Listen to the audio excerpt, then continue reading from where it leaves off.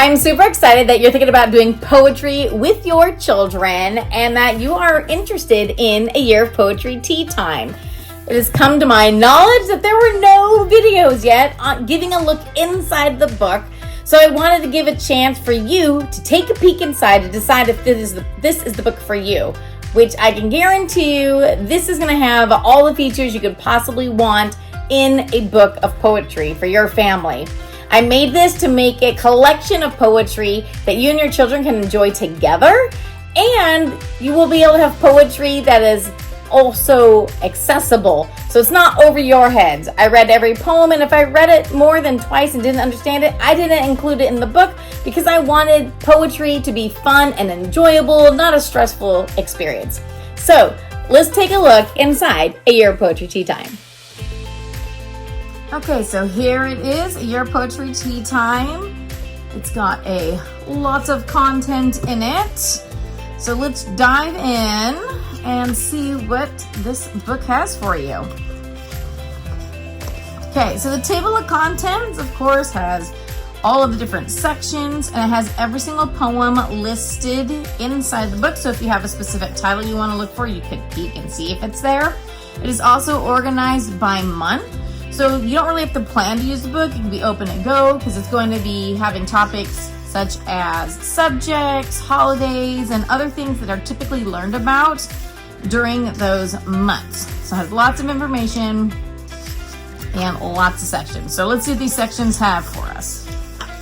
So the first important section is the how to use the book. It tells you the different sections in the book and explains why they're there and how to use them. Then we also have the history of tea. So it tells you how tea has become a worldwide drink. This also has a section about discussing poetry with children. It tells you how to do it, and then it gives you question suggestions. So it gives you suggestions for asking questions about terms and styles. It gives you suggestions on poems that have to do with feelings, about content, values and morals, and also some questions that are for just general any poem questions that you could ask.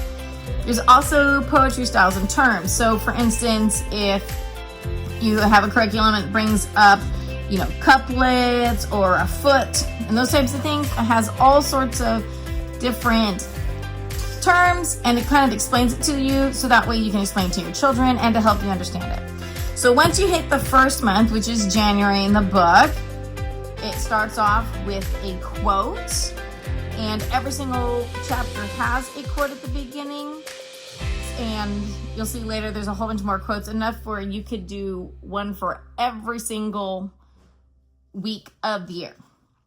So every single poem, of course, has the title and the poet's name, but at the bottom of all the poems that have trickier words, it's going to have definitions listed right there for you. So that way, if your children ask you what a word means, then you'll be able to tell them really quick, and it might even be good for you. I know when I started doing poetry with my kids, I was looking up a lot of words. So this I felt was really important to have in the book to make learning quick, easy, and fun without delaying or making it a long outdrawn thing as you were learning. Plus, the more often you hear these bigger words, your children will start picking them up and using them in their everyday vocabulary. So here we are to February, same type of thing, quote, and then it goes into the poetry. So, for instance, here in February, I was telling you that the months have lots of topics that meet the month's themes. So like this says woods in winter. We've got, let's see here, February twilight, being brought from Africa to America. That's Phil Sweetly, since it's also African American month. Of love, a fond kiss, lover's philosophy. Okay, a whole poem by Frederick Douglass. Oh no, it's about Frederick Douglass. So all sorts of things that meet all sorts of themes, holidays and stuff that fit within the month, so you can open it up and just go for it. Oh, there's another one, Australia land. everything very pertinent to the month. Well, that must have been March, Australian month. Okay, so going on. So we got lots and lots of poetry. So you can see how the months are organized. There is some art throughout the book. Going. As we get toward the back, here we go. We have a section called the Poet's Corner, or Poetry Corner, sorry. So this section here is for you to either write more poems in. It could be a poem you wrote. It could be a poem a relative wrote. It could be a favorite poem that maybe wasn't included in the book, but you just love and want to have it with your collection. So this could be for any type of poetry that you want to include in the book, so you have it on your bookshelf.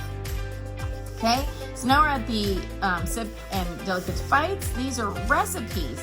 Now this book is all based on actual British afternoon tea. So you won't find cupcakes or anything like that in here. This is all things that you would have in England if you were to go to an afternoon tea.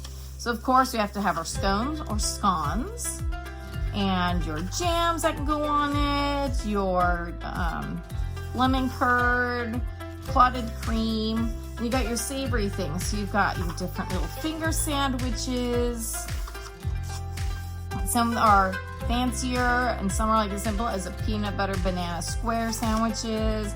Then you've got your sweets. So you got some meringues, English digestive biscuits, pumpkin spice cheesecake, mini cheesecakes, lemon pound cake, all sorts of tasty things. And even a nice big, some fancy. So this is make, little teeny petit four cakes, glazed fruit tarts. So all sorts of different things that you can have for your afternoon tea to do with your poetry. Then we have all different types of tea. So if you're not sure what the difference between an oolong and a breakfast tea and a black tea and Earl Grey are, this will explain it all to you. It also explains a lot of different herbal teas that are traditional ones that you would come across.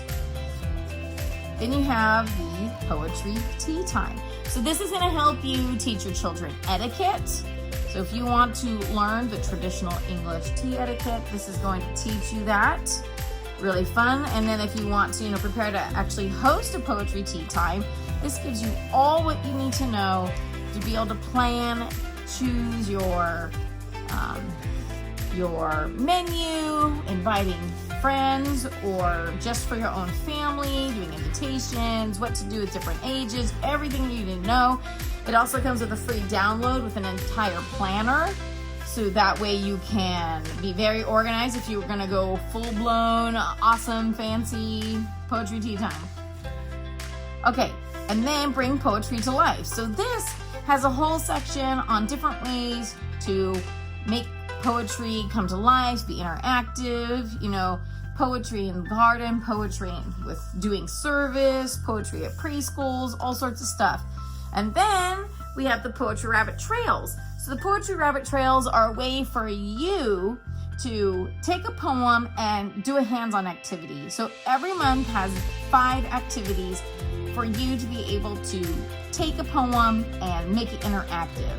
Okay, so for instance, January says make bag pudding, and it goes with the poem Good King Arthur. Super, super simple. This one is called A Minute of Mozart, and this one you listen to some music and they draw a picture of what the music makes them think about. So very simple things, not things that you're gonna have to go too crazy getting all sorts of stuff to do. These are simple, quick, hands-on activities that you could do with your kids, bring poetry to life and make it more hands-on. These are suggestions for different places around the world, poetry-related field trips. So just depending on where you live, there's all sorts of different things that you can go do or see. And here are the rest of the quotes in this book. All of the quotes are from actual poets. So here's a whole nother list of additional quotes that you can use for memorization, you can use for copy work, however you want to use them, to inspire your children. Then you have the mini poet bios. So for every single poet, every single one of these poets that are inside the book, back here, there is a bio. So if you're not sure who the poet is, you can just look up back here by alphabetical order by last name, and you will find out what year the poet was born, when they died, what country they're from, and little tidbits about them. And some of my favorite things that I would include is if a poet had some challenges as a child and they overcame them. I loved including those because I want to inspire your children to do hard things. And then after those, then you have the glossary. So every single word that is listed under the poems, they are all back here in the glossary. And if you are curious if the word is in more than one poem, like right here, the word Bowers, it is in 4 different poems in this book. So you can go here and find all the different poems and hear the word being used in different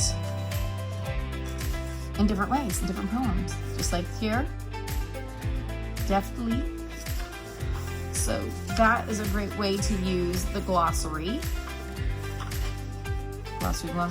And then you've got a way to search by topic. So say, for instance, you're learning about certain animals, like maybe you're learning about caterpillars. You can look back in here and find all sorts of topics that you can look up different poems. Like, for instance, right here, classics. So these would be considered, like The Raven by Edgar Allan Poe. You'd be able to look up The Dumb Soldier, that's by Robert Louis Stevenson. So these are classic poems. Maybe you just want to find a great list of classics. Maybe you're wanting to get your kids excited about the garden.